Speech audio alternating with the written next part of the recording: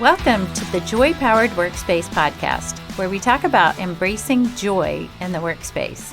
I'm JoDee Curtis, owner of Purple Ink, and with me is my co-host and friend, Susan White, owner of Susan Tender White Consulting. Today, our topic is Millennials as Managers. According to the Pew Research Center, millennials are individuals born between 1981 and 1996, and there are approximately 73 million millennials in America today.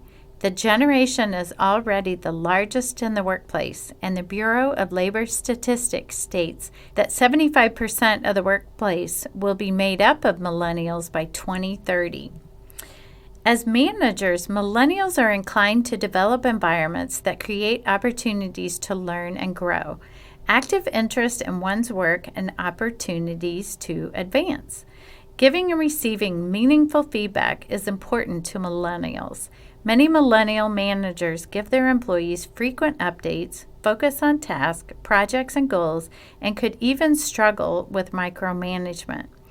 Finally, millennials are prone to change processes and policies that may no longer serve an organization and can be a force to be reckoned with when entering management positions. Millennials often struggle to find good jobs that engage them. According to Gallup, only 29% of millennials employed in the U.S. are engaged at work, and 6 out of 10 are actively looking for a new job.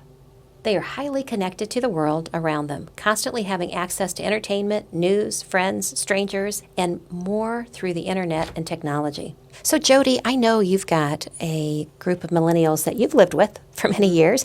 Do these things ring true to you? They do, although I think really most people want a lot of the things that we just talked about. Most people want meaningful feedback, if not all. Most employees want frequent updates, want to focus on tasks and projects, and might struggle with micromanagement. So I don't think that's a thing that is specific to millennials, but I think that millennials have been the best about bringing our attention towards those issues. I agree. I think they ask more about feedback. I think maybe even you could say they demand feedback. And I don't think other previous generations did. It's lifted our game and our Yes. needing to give feedback and to give clear feedback and good and bad. Right. That's why I think crucial conversations have become much more important. Absolutely. So I think they've just been so fantastic at bringing these things to light. And even when we say only 29% of them are engaged. That's probably not that different than all ages, I would think. It's not, actually. But I think, too, they're more likely to speak up about it. And they're more likely, we know there's stats out there to prove that they're more likely to leave the organization when they're not engaged. Whereas Gen X and baby boomers might not be engaged, but they might not do anything about it. Yes. So I think they've forced organizations to up their game. Which is really, I think, why you have this topic today is what can we do to make sure that we are engaging millennials and people of all ages, but especially millennials, given the fact that they're taking over the workplace. Right. That's right. So we brought in an expert today who speaks frequently and coaches millennials, Lindsay Boccardo. Lindsay is a professional speaker traveling the country to work with organizations who are ready to maximize the talent of multiple generations in their workforce. She provides education, training, and a whole lot of laughter to help groups understand how the experiences they had growing up directly affect their relationships at work. I've heard Lindsay speak and she made me laugh. Oh, so that is a true introduction. She's fantastic, for sure. This podcast is sponsored by Susan Tender White Consulting, a progressive human resource practice that helps businesses resolve people challenges through consulting, coaching, and training. Whether the opportunity is in a corporation, a not-for-profit, or a government agency, HR solutions are tailored to optimize individuals' and organizations' strengths. You can reach Susan via email at susantenderwhite@gmail.com. That's Susan, TINDERWHITE @gmail.com, or by phone at 317-332-8017 or via the company website, susantenderwhiteconsulting.com. We look forward to hearing from you. Lindsay, we are so glad that you're here. Thank you. I'm glad to be here. So what is so different about each generation? Well, just look at the memes online and you will see how mad everybody is at each other.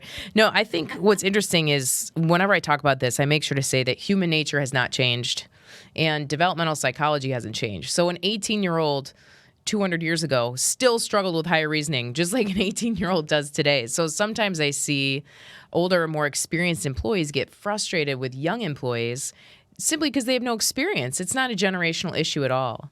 So I think one of the most important things when I see this come up and when we want to like slam a generation like, okay, boomer, or there's a millennial for you, whatever it is, I'm always quick to say, hold on a second, what else could be going on? Because generations don't answer all the questions. I think what a generational research does show is that there are patterns that all humans look for in life, and it looks different based on when you were raised. The actual way that that's expressed looks different. So every human is looking for their safety needs to be met, to make sure that they have food, shelter, water. Well, my grandparents, that looked like going through the Great Depression and, watching their friends go off to World War II. And then for my dad, that was trying not to get drafted into Vietnam. So they had a different experience when it came to just survival. And so we're all humans want to live and thrive. I believe that's true. Abraham Maslow would say that that's true. Self-actualization is something all humans reach towards. But depending on the moment that you're born and what's going on in society and the ideals that you're raised with, it's expressed differently. So I see that when I talk to people who were, raised in the 50s, 60s, 70s, they'll say to me, I got a job to make money because we were lucky to have money and not be poor. We're we're trying to build up the economy. We're trying to be stable. Millennials would say more likely, I got a job. Yeah, I need to make money, but I'm really there to live out my purpose, to make friendships that matter to me, to be connected to people. Well, if you took Abraham Maslow's hierarchy of needs, you would just see, well, we're all reaching towards self-actualization. We're just at different layers of that. And so I think there's so much in common between humans. I've had the opportunity to meet people from all different walks of life when I was a musician. So I'd meet people from European countries, from Mexico. I'd go into prisons and talk to prisoners. I'd go on college campuses. And so I'm like, wait, humans are really the same. We want a lot of the same things. It just looks different. It's expressed a little different based on your starting point. So I think it's just important to note that even to have compassion for people that grew up in a different time than you, in a different place than you, to understand that we all have different starting points, but we all want the same thing in the end. Yeah. That's my long-winded answer for what's That's different lovely. between generations. Yeah, you articulated that very well. And I love your first comment about saying an 18-year-old is an 18-year-old, right? Yeah, there's some developmental psychology. We all talk about this in our training in some level. Somebody before they're 25, even some of the personality assessments we want to use on them aren't always accurate because they don't have their full frontal lobe. Right. So I used to test as an ISTJ. Now I test as an ENFP. Did I completely flip? Not really. I didn't really flip. I just grew up. Right. And my first job as a musician really changed my brain. It changed the way that I show up to work. It changed how I interacted with people. And so I think it's important to ask that question, and that's always been true. We're the longest developing mammals compared to any other animal. So. I think I'm still developing. I really do. Yeah, exactly. Yeah. So how has leadership changed? Yeah, so when we look at, when Google did that internal audit, culture audit, and they asked, what are the top what are the top things that you love about your managers? Do you remember everybody was gaga over this research? Right. It seems that leadership has changed into many. You've got to have not just the skill of the trade or the work that you're doing, but you also have to have a ton of emotional intelligence. You've got to be able to collaborate. You've got to be able to coach. It's about bringing diverse humans together, not just age range, but socioeconomic background, race, gender, sexuality. Can you be the type of leader that is comfortable with others that are not like you? Are you able to listen deeply? Are you able to show empathy? Do you build connections or do you build separation on your team? I think it's so much harder to be a leader today because leadership is not about top-down, authoritarian, kind of militaristic structure.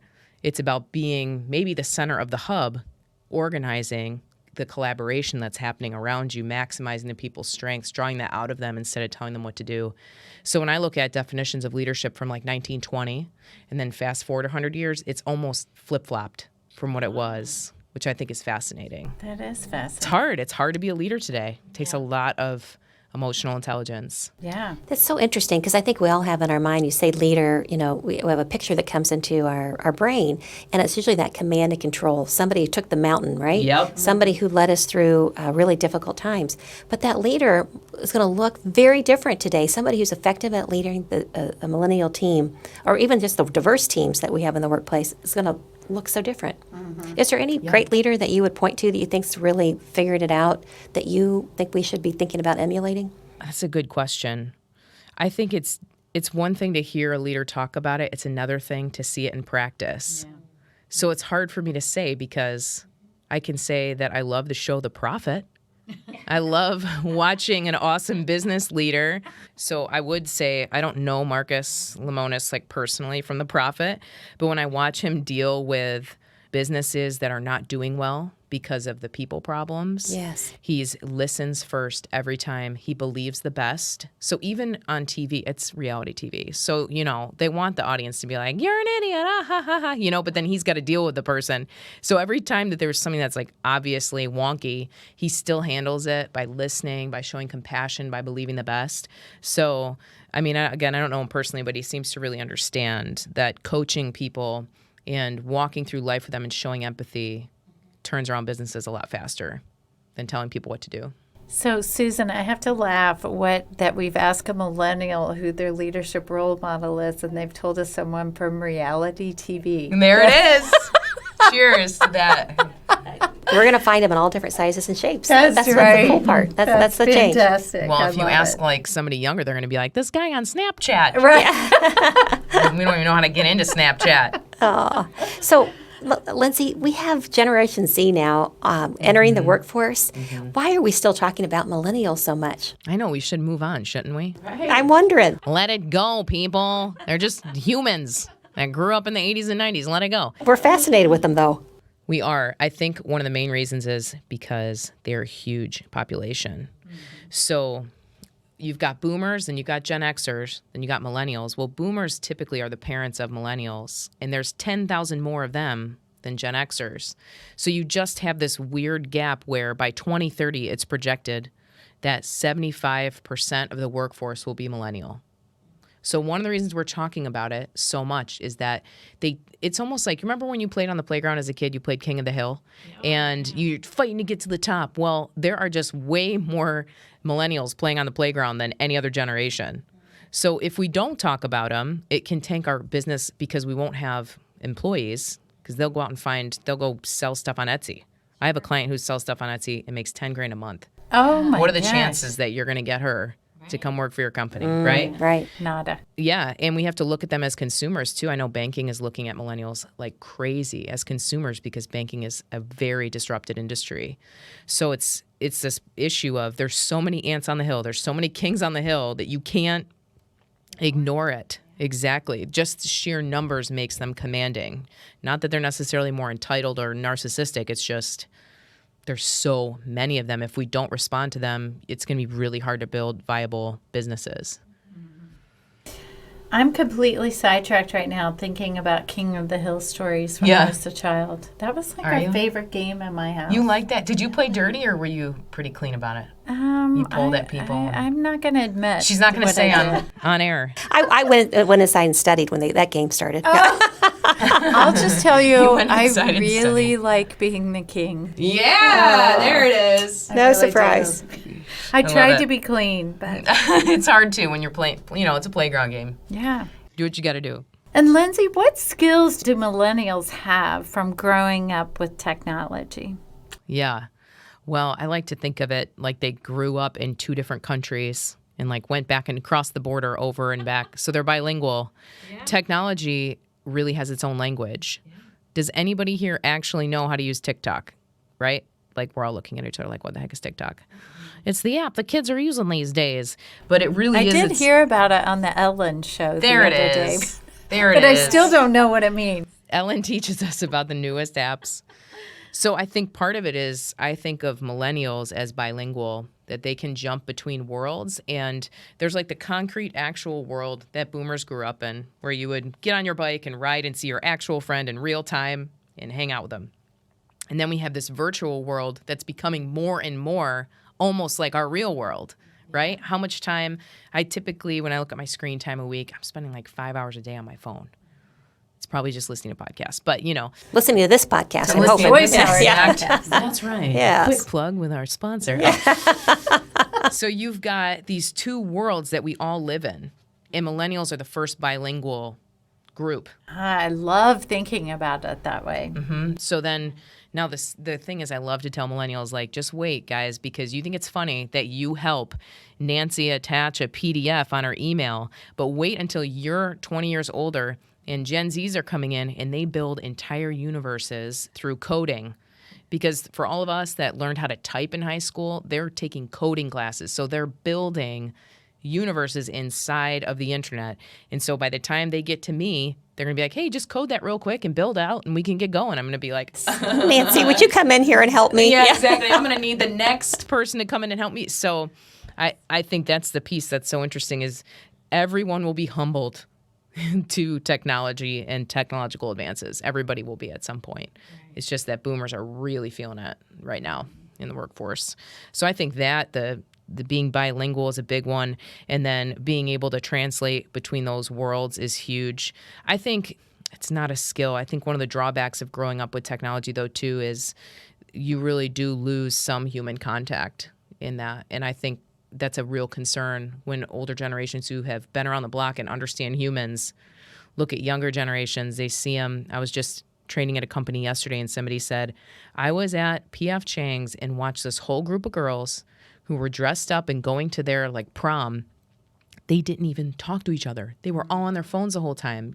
And I think that is really detrimental to your psyche, to your emotional well-being. So I don't think technology is like the answer for everything. I think it cuts both ways. And I see that type of isolation is a big issue that's happening now, that'll continue to happen. Yeah. Fascinating. But you're right. So what leadership skills would it be helpful for millennials to develop in general? Well, I think that's one of them would be public speaking, like learning. Let me train you how to talk to a human, like a real face in real time. With that conflict resolution, being able to have really hard, and that's true of any leadership training, isn't it? We're always talking about how do you have hard, candid conversations. I think millennials really need that because of some of the messages when we were growing up about playing nice, playing well in teams, doing group projects. We don't necessarily appreciate conflict as a way to grow. Mm-hmm. We just see it as an issue. So I would say if I was leading a team, or if I was coaching somebody who was leading a team, I would definitely make sure that they're a strong verbal communicator across, because every generation needs real human contact, and then also understand the nature of conflict and how you can resolve it as a leader. I think that's a really big skill that millennials aren't naturally bent towards.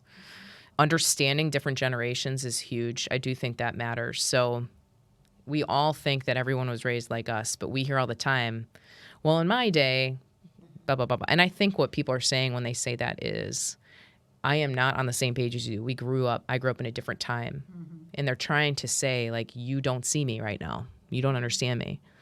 And the tension is, we are actually just all living in this day. We are all together right now, living right now. And so this is your day. This is my day. This is our day. This is our day. Regardless of what our early days were like. Exactly. And so I think just not taking for granted the fact that, I sat down with my dad the other week and asked him about what it was like to almost be drafted for Vietnam. I have a totally different respect for him, knowing that as he was turning 20, 21, 22, he was waiting for his name to be drawn. Yeah. That would change how you see life, what matters most. That really would change that. So being able to understand and appreciate diversity not just I think millennials really care about LGBTQ issues. I think they really care about racism issues. I think age tends to be a place where we're a bit insensitive. There is a meme going around right now that's like, okay, boomer. And it's this idea of like, this is how a millennial dismisses a boomer because they seem out of touch. And I think, man, that's just, you don't want to be called the snowflake generation, but we're turning around and just snapping right back. And as a leader, if you're leading people, you've got to lead by listening and by seeking to understand other people first. So if I ever saw like a leader put okay boomer on something, I would, if I had a client do that on social media, I would text them immediately and say, hey, what are you doing? This is not healthy or good. You're isolating people. So I do think being sensitive to that is important. And then I would say the third skill I would say would be emotional and stress management. We all need that. We talk about this it's embedded in a lot of work that we do, that people become more self-aware and then learn how to manage their own stress and anxiety. And millennials are the most anxious and depressed generation to date. There's a lot of reasons why. It's like all the factors that go into a bad car crash. It's like, oh, there's so many reasons why we're at this point right now. But as a leader, we need to lead the way in mental health and create a pattern of showing that we care about that we can be flexible with ourselves and with other people, that we can manage our own stress so we can really lead others well. I think that's important. Yeah. So skill number 1 that you mentioned was about helping them be more verbal. How do you encourage that, or how do you teach that skill to others? We have to write it out, and then we have to practice it. So I would have my clients write out, like say they're like, I'm going to meet with my boss tomorrow and I'm really upset because this project isn't going as planned. I'd say there's really those two elements, isn't there, of like speaking to somebody in real time. It's the content. Are you organized in your thinking? And then can you deliver it in a way that people can understand verbally and with your body and with your eyes? And so I would sit my clients down and say, I'm your boss right now. Tell me how you're going to express your frustration. And it would take a couple rounds, and my clients would be sweating. They'd be crying. They'd be fidgety. Some of the people that I know that are amazing on social media in person, it's like so painfully awkward, because they just can't connect and have a normal conversation. And I think that's to their own detriment. I think that if you're tense, like social anxiety is huge right now. If it's hard to be around other people, we are social creatures. It's going to be, you're a pack animal. So we've got to learn how to like live in a pack. So I do think it's really important that they're going to have to practice and get used to that. Yeah. Get used to having... Because they haven't seen that role model, probably. They haven't experienced in the South. They haven't been required to do it as they grew up. So you think about like people my age, when we grew up, remember AOL, Instant Messenger? Oh, I sure do. You remember? Those were like, we'd come home from school and we'd spend like a couple hours on AOL Instant Messenger. That's where we would handle our conflict. That's how I broke up with people. That's how I started dating people. That's how you share with your friends that you're mad, by putting a passive-aggressive away message up, obviously.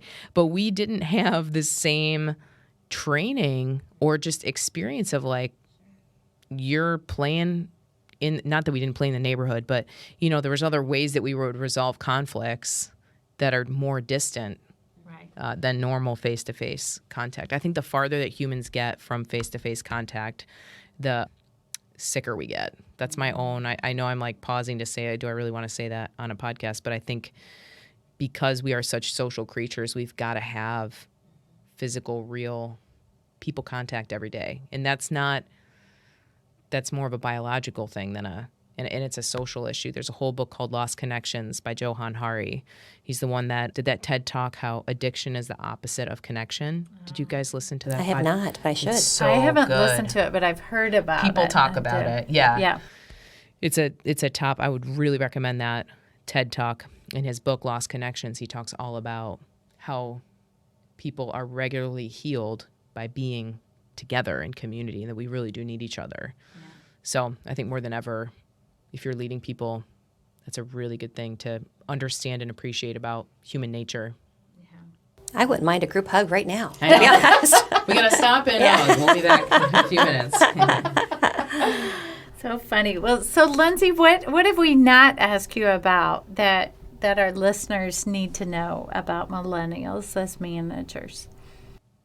Well, I think something that comes up a lot is when a millennial is managing somebody older than them and how that's just tense. So people will say, well, millennials have come up to me after talks and said, how am I supposed to do this? This person's 20 years my senior. We both know it's uncomfortable. And so, again, this goes back to conflict resolution. This goes back to understanding the other. Being able to just say that, like, hey, I know you have 20 years of experience, and know that every time I see you, I remember all the work that you put in to be here and how much wisdom you have to bring to the team. And my job is just to coordinate all of our efforts. Your effort is still, it's the same amount of importance it's always been. My job is just to coordinate it so we don't waste your time, really. So I like to help millennial leaders process how they're going to handle leadership, because other piece is that older generations really have a hierarchy. They have an authority structure that younger generations don't see or understand. I can tweet the president. Yeah. Right? I mean, we live in a and totally he'll probably different world. tweet you right back. Unfortunately, he probably will tweet me back. Oh, I'm so with you, Lindsay. Right? So it's a totally different world. If you've been in the workplace for 30 years, there's a good chance that even when you were in elementary school, you could have experienced corporal punishment. Somebody in authority could hit you with a paddle. Right. And they did. And they did. Yes. Right? And so you have a different version of what authority means. A millennial looks at their teacher and they typically call them their hero and their mentor. Those are the two words that they associate authority with. The people they look up to, not the people that can They're scared hurt them of. if they disobey. Or they're scared of is even a better way to say it. Yes. So I think it's just understanding that the version of authority and leadership that each one of us grew up with is probably different, even in this room. Mm-hmm. So if you're leading people who are older than you, understand that it's really weird to have somebody younger hit you with a paddle. You know, that's kind of what that would feel like, having somebody younger have authority over you. I think it's important to call that elephant out in the room and talk about it. Yeah. That's great. Great advice. Well, Lindsay, you're my hero, and you're way younger than I am. So, but how That's can so our sweet. listeners reach you if they are interested in having you help them individually or Yeah. as a business? Yeah, you can. My website's just lindsayboccardo.com.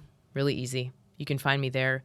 I'm on LinkedIn a lot and Instagram. If you're a millennial, you'll find me on Instagram. More dog pictures than LinkedIn.